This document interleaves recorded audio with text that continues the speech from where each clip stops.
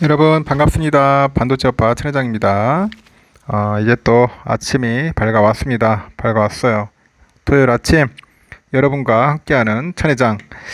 늘 좋아합니다. 저는 여러분하고 함께하는 걸 좋아하고 항상 뭔가 시작한다는 자체가 상당히 기분이 좋네요. 기분이 좋다 보니까 이렇게 지금까지도 하루도 안 빠지고 여러분에게 떠들고 있는 것 같습니다. 하여튼 최대한 열심히 할게요. 본의 아니게도 바빠가지고 일이 있어서 못할 수도 있습니다. 그렇다고 해서 여러분들 너무 실망하지 마시고 천 회장은 항상 여러분 곁에 있다는 거 생각해 주시면은 진심으로 감사드리겠습니다. 그 억만장자 200명을 가르친 그 멘탈 코치의 부자 습관 7가지 대해서 한번 이야기를 해볼게요. 지구상에서 가장 빠른 강연자이자 30세의 이자만으로 평생을 살 수 있는 그 부자가 된 작가 이 보도 셰퍼라고 있는데 그는 전 세계를 돌아다니면서 세상에서 가장 지혜롭고 부유한 사람 200명을 만나서 그들의 공통점을 다음과 같이 이제 정리를 했다고 합니다. 첫 번째, 불만이라는 감정을 이용하라는 거죠. 이 만족하는 삶은 성장을 멈춘 삶이라고 합니다. 가치 없는 것들에 대한 끝없는 욕심은 경계해야 하지만은 현실에 안주해서는 안 된다는 거예요. 그 불만은 부자가 되는 과정에서 사람들에게 아주 훌륭한 연료가 될 거라는 겁니다. 두 번째는 좁고 깊게 파라는 거예요. 이 시간 관리를 제대로 하지 못하는 것은 부지런하지 않아서가 아니라 쓸데없는 일에 시간을 낭비하기 때문이라고 합니다. 좋은 결과를 위해서는 불필요한 일을 버리고 이제 생산적인 일에 이제 집중을 해야겠죠.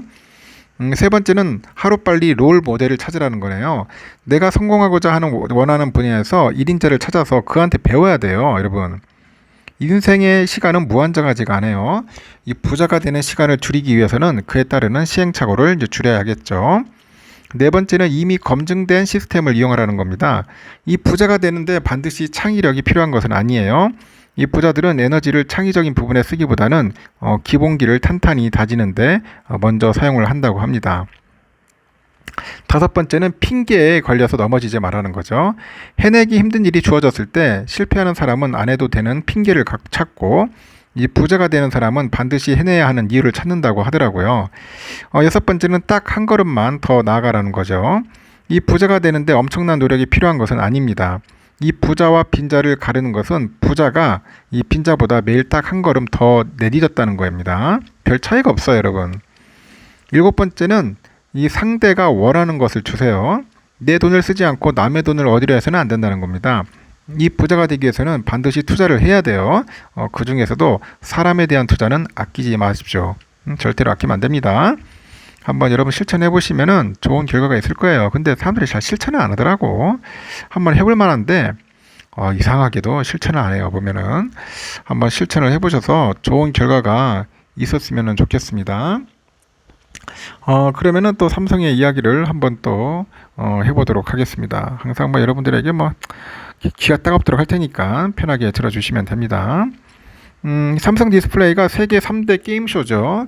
게임스컴 2023에서 다양한 업종과의 협업으로 주목을 받고 있더라고요. 삼성 디스플레이는 게임스컴 2023에서 게임 업체 하이브 IM하고 손을 잡고 QD OLED하고 OLED 화질 체험 마케팅을 펼친다고 25일 밝혔습니다. 삼성 디스플레이는 이번 행사에 참가하는 하이브 IM에 자사 QD OLED하고 OLED를 탑재한 델 MSI 34인치짜리 모니터 삼성전자의 그 최신형 노트북 갤럭시북 3 울트라를 이제 제공을 합니다. 이 델하고 MSI 34인치짜리 QD OLED 모니터는 미국 비디오전자 공학협회죠. 디스플레이 HDR 트루 블랙 400 인증을 획득을 했고요. 갤럭시북 3 울트라는 디스플레이 HDR 트루 블랙 500 인증을 받았습니다. 하이브 IM은 다중 접속 역할 수행 게임이죠. 별이 되어라 2. 이 배다의 기사들 프로모션을 위해서 부스 내 QD OLED 모니터하고 OLED 노트북을 설치를 했고 삼성 디스플레이는 그 하이브 IM의 부스 외벽에 65, 70인치, 77인치짜리 QD OLED를 TV를 설치를 한 거죠. 삼성 디스플레이는 이번 공동 마케팅을 통해서 게임 라이센스를 체결했고요. 게임스컴 외에도 다양한 전시에서 별이 되어라 2를 우수한 게이밍 디스플레이로 체험할 수 있도록 협력 관계를 지속한다는 것 같아요. 삼성 디스플레이는 이번 게임쇼에서 그 자동차 기업의 미니와도 협력을 하네요. 3D는 그 라운드 OLED가 미니의 전시장에 메인을 장식을 했습니다. 미니는 게임스컴 2023에서 미니 연구소로 테마로 전시관을 열었는데 이 미니는 지난해 이어 2년째 게임스컴의 공식 후원자이자 모빌리티 파트너 자격으로 전시에 참가를 해요. 미니는 전시장 중앙에 미니 인큐베이터로 불리는 원통형 전시 타워를 설치를 했는데 이 안에는 삼성 디스플레이가 업계 최초로 공급한 9.4인치짜리 그 라운드 올레드 10장으로 이뤄진 구조물이 전시되어 있다고 합니다. 3D는 미니 전시장 한 그 면에 모빌리티 최적화된 삼성 올레드를 소개하는 특별 부스도 준비를 했습니다. 플라스틱 사용을 최소화한 친환경 패널 구조죠. 그 무한대의 명암비로 완성한 트루블랙, 디자인 유연성, 그리고 UA 그 블루라이트 최소화 기술을 이제 소개를 하는 것 같습니다. 뭐 나름대로 삼성 디스플레이가 잘 하고 있는 것 같아요. 제가 볼 때는 아주 멋진 기업입니다. 삼성하고 하이닉스가 25일날 보니까 엔비디아 주가가 이제 차익 실현 수요 급증으로 인해서 약세를 띈 데 영향을 받아서 하락을 했어요. 여러분들 아시다시피 코스피에서 삼성은 전거래보다 1.6% 하락을 했죠. 그리고 67,100원에 거래 마쳤는데 전날에 보니까 4%대 상승을 보였던 하이닉스도 이날은 전일 대비 3.6% 빠져서 116,500원에 거래를 이제 마감을 하더라고요. 뉴욕 증시에서 엔비디아는 여러분들 아시다시피 전날 분기 실적이 큰 폭으로 오른 데 힘입어서 개장 전에 7% 이상 올랐는데 차익 실현 매물에 0.1% 오르는 데 그쳤습니다. 기타 반도체 관련주들도 일제히 하락을 했고 AMD의 주가는 7%가량 하락을 하고요. 마이크론도 주가도 한 2% 이상, 인텔도 4% 이상 이제 떨어지는 거죠. 국내 증시에서도 엔비디아 깜짝 실적에 대한 심리가 이제 진정이 됐고 주말에 공개될 잭슨홀 미팅 결과에 대한 대기 심리가 커지고 있다. 그래서 반도체주 하락 배경을 이제 설명을 하는 것 같습니다. 별로 그렇게 썩 좋지 않았다는 거 참고하시면 될 것 같고요. 금감원이 삼성, 현대차 등 금융복합 기업 집단의 내부 통제 강화에 나섰던데 금융복합 기업 집단은 금융사를 2개 이상 운영하면서 자산 규모가 5조 원이 넘는 기업 집단입니다. 그래서 내부 통제 미흡으로 사고 또는 부실이 발생한 금융 소비자의 피해는 물론이고 이 그룹 전체로 위험이 확산될 가능성이 있어요. 이에 금감원은 금융복합 기업 집단에 적용할 수 있는 내부 통제 기준 표준화를 별도로 마련해서 적용할 계획이라고 합니다. 금감원에 따르니까 금융감독 당국은 딜로이트 안진 회계법인하고 금융복합 기업 집단의 내부 통제 기준 표준화를 마련하기 위해서 연구 용역 계획을 체결한 것 같습니다. 그래서 안진 회계법인은 오는 10월 말까지 연구 용역을 마칠 예정이라고 하네요.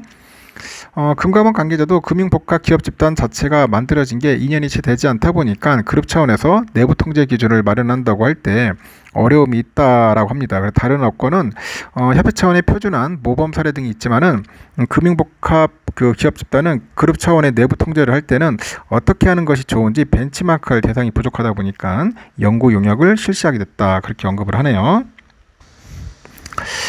금융복합지업단 제도는 금융지주회사가 아니라는 이유로 규제 사각지대에 놓여서 부실이 발생하기 쉬운 금융기업의 위험성을 낮추고요. 금융소비자를 보호하기에 마련됐는데 여수, 신보험, 금투업 중 2개 이상의 금융업 영위, 금융위의 그 인허가 등록 회사 1개 이상, 자산총액 5조 원 이상 등의 요건을 모두 충족하며 지정되어 단 비주력 업종의 그 자산총액이 5조 원 미만일 경우에는 금융복합기업집단에서 제외됩니다. 현재 삼성, 하나, 교보, 미래에셋이죠. 현대차, DB, 다우키움 등 7개 그룹이 금융복합기업집단에 해당을 되는 것 같아요.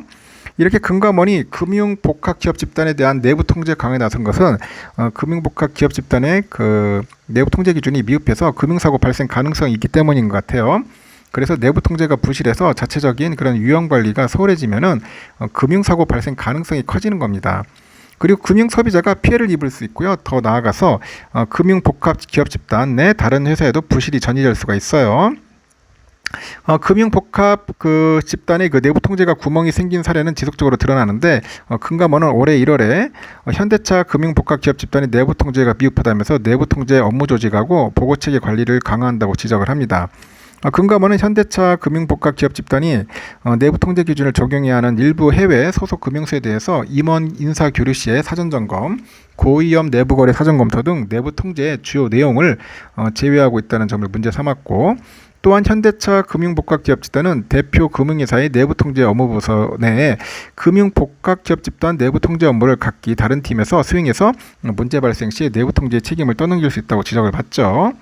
이렇게 금감원은 지난 4월에 삼성의 금융복합 기업 집단에 대한 점검에서 내부 통제를 개선하라는 경영이죠. 거기에 이제 조치를 했어요. 경영 쪽에다. 삼성생명, 그 화재, 카드 등 소속된 그 삼성의 그 금융복합 기업 집단은 내부 통제 위험 관리 기준 4규에 그 재정권자가 적정하지 않다는 지적을 받는 거예요. 또 금감원은 삼성의 금융복합 기업 집단이 내부 통제 업무를 별도 전담 조직 없이 대표회사인 삼성생명의 직원들이 수행해서 내부 통제 전담 조직의 강화가 필요하고 소속 금융사 간의 공동 업무에 대한 내부 통제도 유의할 필요가 있다. 그렇게 언급을 합니다. 금감원은 이번 연구 영역 결과를 바탕으로 해서 내부 통제 강화를 위한 표준화를 이제 마련하겠죠. 그래서 이제 내부 통제 기준에 포함해야 하는 구체적인 그런 사례들과 함께 이제 전달할 예정이란 것 같아요. 금감원 관계자도 금융복합 기업 집단 그 그룹들과의 TF와 연계해서 연말까지는 내부 통제 기준 표준화를 만들 계획이다. 그런 이야기를 하는 것 같습니다. 하여튼 뭐 상당히 복잡하네요. 보면 상당히 복잡하고 뭐 쉽지는 않는 것 같습니다. 하여튼 뭐 이리저리 뭐 쉬운 게 하나도 없어요. 여러분 보니까 참고하시고 이렇게 투자를 하시면은 좋을 것 같은 생각이 듭니다. 그리고 또 아주 흥미로운 이야기들이 좀 있어요. 그 애플에 관련된 그런 이야기들도 있는 것 같은데 한번 잠시 한번 또 여러분들에게 한번 설명드리도록 하겠습니다. 애플이 캘리포니아주의 수리권 법안을 지지한다고 밝히면서 소비자의 수리권 확대에 팔을 걸어붙였는데 로이터 통신에 따르니까 애플은 캘리포니아 의회 의원들에게 서한을 보내가지고 고객의 수리권을 보장하는 그런 내용을 담은 법안 SB 244의 통과를 촉구를 해요. 서한에서 우리는 개인 사용자의 안전과 보안을 보장하고 제품 제조자의 지적재산권을 보호하는 내용을 담은 SB 244를 지지한다고 밝힙니다. 수리권이란 소비자가 구매한 제품을 고쳐 쓸 수 있는 권리를 의미해요. 수리 보증을 장기간 요청할 수 있는 권리와 수리 방식 업체를 선택할 수 있는 권리, 수리에 필요한 부품과 장비 등에 접근할 수 있는 권리, 수리가 용이한 제품을 선택할 수 있는 권리 등을 포괄하는 개념입니다. 그동안 애플은 제조업체가 고장난 제품 수리를 위해서 도구를 제공하도록 의무화하는 수리권을 반대했는데 애플 케어 플러스 등과 같은 보험 서비스를 판매하면서 매장 방문을 더욱 이끌어낸 것은 물론이고 부수적인 수입으로 이어갔기 때문인 것 같아요. 하지만 애플은 지난해 입장을 바꿔서 미국을 시작으로 자가 수리 서비스를 제공하는데 이 서비스를 통해서 고객들은 매장에 방문하지 않고 아이폰 배터리를 교체할 수 있도록 하고 수리기기를 통해서 정품의 그 부품을 주문할 수 있다고 합니다. 초기에는 아이폰 3만 지원하다가 최근에는 거의 모든 맥 제품의 자가 수리 서비스를 제공 중이네요. 이 같은 소비자 그 수리권 도입 움직임에 맞춰서 기업들도 자가 수리 프로그램을 운영하는 등 소비자 그 수리권 확대에 나서는 것 같아요. 삼성전자도 지난해 8월에 미국에서 갤럭시 자가 수리 프로그램을 처음 도입한 뒤에 올해 5월에는 국내에도 이 프로그램을 도입을 했어요. 이후에 6월에는 소비자가 영국, 프랑스, 독일, 이탈리아, 네덜란드, 벨기에, 스웨덴, 스페인, 폴란드 등 유럽의 9개국으로 확대했다. 그런 것 같습니다. 뭐 자가 수리해가지고 하면은 뭐 싸게 또 할 수 있겠죠. 수리할 수 있고 교체할 수 있다. 뭐 그렇게 보시면 될 것 같습니다. 삼성의 이야기는 여기까지만 할게요, 여러분.